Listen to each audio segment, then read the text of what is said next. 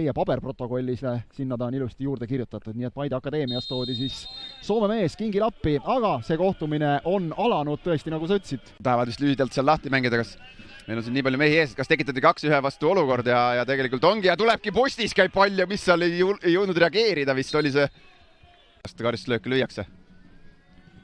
Ja vaadati neid vist. Aga Charju teeb ka head tööd, Charju vaatas ka. Rohkem on ruumi. No kas läheb löögile ka? Läheb ja läheb lõpuni välja. Thiago Batista ning Nõmme Kalju läheb seda kohtumist 1-0 juhtima. No vahet pole, on see Batista või mis sul seal selja peal on, aga väga oli rohkem ruumi, kiire äärevahetus. Mehele meeldib 1-1 ette võtta, võtab omal tugevamale jalale, siin on tantsud ka selgeks tehtud. Otsitakse Andreev vist ülesse. Andreev ei taha praegu.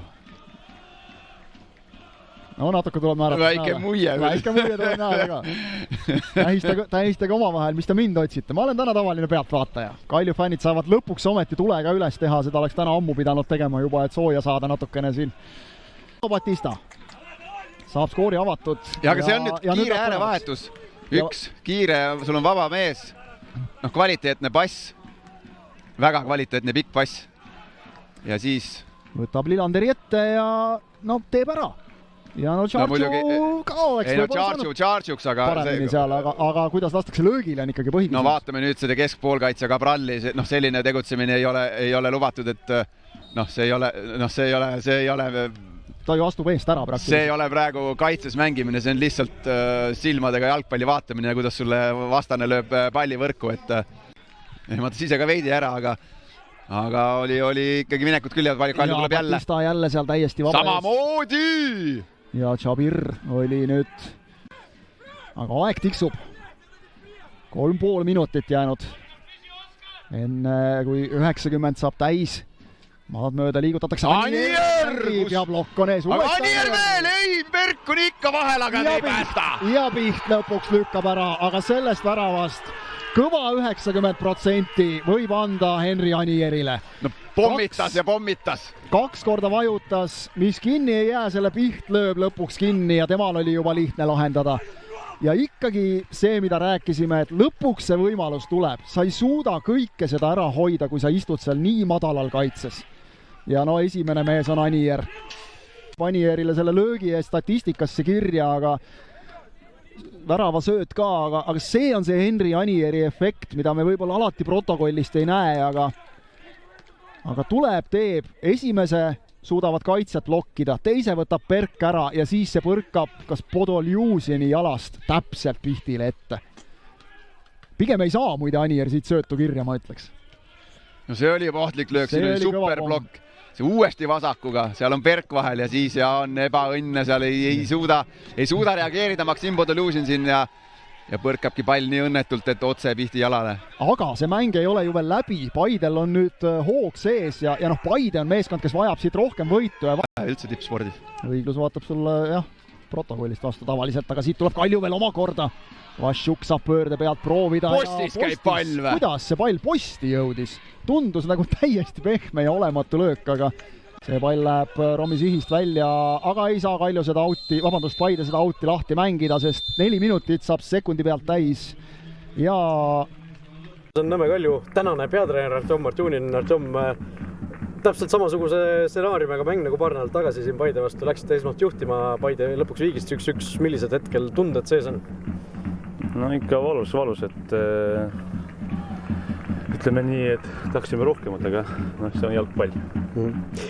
No, mis täna siis selle mängu lõpuks ära otsustas, et see mäng viigiliselt lõppes, oli see aus tulemus? Ma arvan, kui vaadata mängu kulgu, siis ma arvan pigem jah, aga nagu ma ütlesin, et tahaks rohkem, aga võib-olla vist nagu jääb kriipeldanud meie need vahetused. Et ma arvan, et peab natukene aktiivsemalt tulema mängu sisse. Mis täna sinu jaoks teistmoodi oli? Me teame, et Nikita Andreev oli juhendamiskeelu all, sina olid täna nii-öelda bossel pingi peal.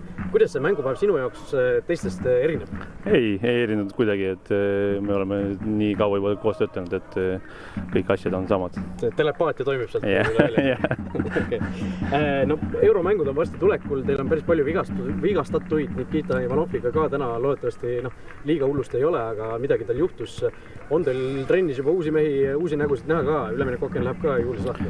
No vaatame et aega on, et vaatame ümber, et võib-olla kedagi leiame, et toome meeskonda, aga aeg näitab. Linfieldi vastu te mängite eurosarjas. Olete te nüüd natukene jõudnud selle meeskonnaga tutvuda ka, mingisuguseid eeltöid juba teha või? Ei, ütleme, natukene nagu vaatasime üle, aga veel nagu täpselt ei olnud nagu analüüsinud neid. Et nüüd peale Nõmme Unitedi mängu siis hakkame juba rohkem sinna poole fookus panema. Olgu, aitäh sulle, ja kutsume siia, emotsioon hetkel sees on? Pigem ikkagi kaotatud nagu punktid, et sellise mänguga, et ise domineerid, suudad võimalusi luua, ära ei löö ja siis kui oma võimalusi ära lööd, siis hakkad jälle istuma ja istume, kuni lüüakse jälle täpselt sama stsenaariumiga meile järjekordne värav ja 1-1 on tegelikult meie jaoks halb seis. 2 korda tavalisite posti ka, tunned, et pigem väärisite sellest mängust võitu?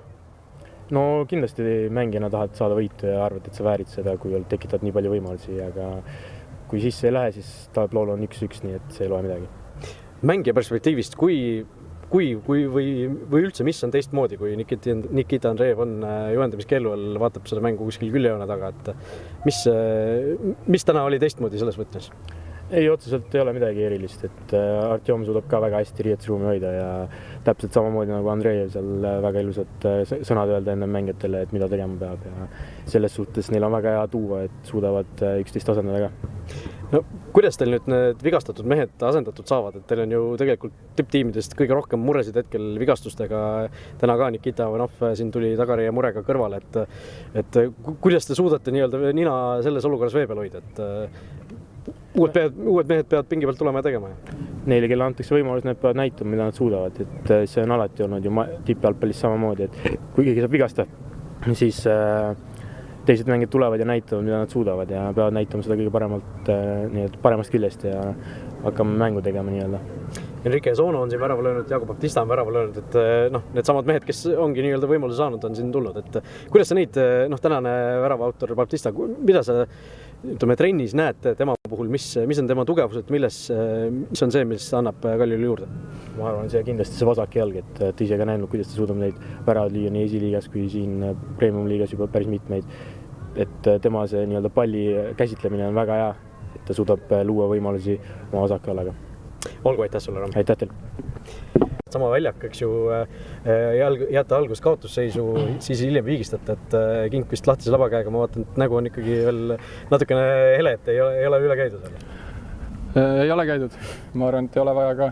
Ta saab sõnadega hakkama, et me saame aru tõesti, et kui Tarmo meile midagi ütleb, siis me kuulame ja proovime teha nii, nagu ta ütleb. Jah, mängud on sarnased, on väga sarnased. Ka seisu mõttes. Esimese kuidagi kallutasime enda poolele, aga ülejäänud on viiki läinud. Ma arvan, et sellist tähendab, et 2 sama kvaliteediga võistkonda mängivad ja ongi raske võita 11. Kuidas nüüd see juunikuine koondise paus sellele meeskonnale mõjus? Et me teame, enne seda oli seis ikkagi päris raske, päris keeruline. Pärast seda on hakanud nüüd tulemused ka järjepanu tulema. Et kuidas sina tunned, et see meeskonnale mõjus? Ma arvan väga positiivselt. Mängijad sai natuke puhata ja saime Tarmoga väga head trennid teha ja arendada neid asju, mis meil puudu oli sellel hetkel. Ja ma arvan, et nüüd, kui vaadata väljakule, siis need asjad ka töötavad. Tänast mängust veel kokkuvõttes, et mis siis olid need nii-öelda võtmehetked täna või võtmemomendid, mis selle mängu nii-öelda viigi sadamasse kallutasid või ei saa öelda, et ühele poole, teisele poole kallutasid, et ma arvan, et esimene poolega oli siuke väga kinnine ja siis kumbki, ma arvan, pigem ei vääringu väravat. Aga teine poolaeg lasime korra jala sirges ja siis Kalju suutis meile selle ühe lüüa ja teisel panime meie nii kõrge surve peale, et see värav pidi lihtsalt tulema ja ma arvan, et need olidki need võtmekohad. Olgu, aitäh sulle, Oskar, ma luban su riietusruumi teiste juurde. Ma ikkagi ei läinud siis käiku, et ikkagi täpselt sama stsenaarium. Jah, sama stsenaarium võib-olla, aga mänguliselt ma oleks pidanud kuidagi paremini saama selle mängu enda kontrolli ja vähemalt esimene poole kindlasti, et eks peab üle vaatama, mis seal täpselt viga oli, aga natukene kuidagi tundusime, et ei olnud seda niisugust head teravust meil alguses ja lõpus jah, peab jälle mütsi maha võtma, et vennad nagu andsid endast kõik ja päeva lõpuks tõi ka nii-öelda siis vähemalt viigi tulemuse. Milline see emotsioon praegu selle pärast viiki on? On see kergendus, et ei tulnud kaotust, on see pettumus, et ei tulnud võitu? Kuidas seda kirjeldaksid? Ei teagi, ma ei tea, mis selle tunde nimi on nagu, et eks natuke nii ja natuke naa, et päeva lõpuks me olime ikkagi 1-0 taga ja tulime välja ikkagi selles mõttes, et aga jah, kui oli hea momentum meil ja kindlasti oleks tahtnud võita. Pärast juunikuu seda koondise pausi olete nüüd saanud nii-öelda ree peal natukene tagasi, kaotusi ei ole tulnud, on siin suurte vastaste vastu järjest mängitud võit-viik, eks ju, et kuidas tunned sa, et on mingisugune nagu klõks on ära käinud, et selle pausi ajal, et mehed said nii-öelda pea kuidagi klaariks või kuidas sellega on? Ja mulle tundub küll, et mehed on nagu aru saanud, et mis on nagu ABC ikkagi jalgpallis ja millest jalgpall hakkab, et mulle tundub, et nad oma peas selle kliki on nii-öelda ära teinud, et aga lihtsalt jah, peame võib-olla mängusid veel stabiilsemaks saama ja selge see, et nagu tahaks hoida rohkem neid mänge nullis, kui siin vahepeal hoiad ühe ja siis nagu lased, et meil on kindlasti kõvasti juurde panna, aga ei, ma arvan, et mehed on mingi muutus oma peast teinud ja selles nagu ma ütlesin ka ennem, et ma näen meeskonda väljakul. No need suured mängud on siin selline väike prelüüd euromängudele, mis ka juba paari nädala pärast algavad. Teil siis esimene vastane Hegelmann Leedust.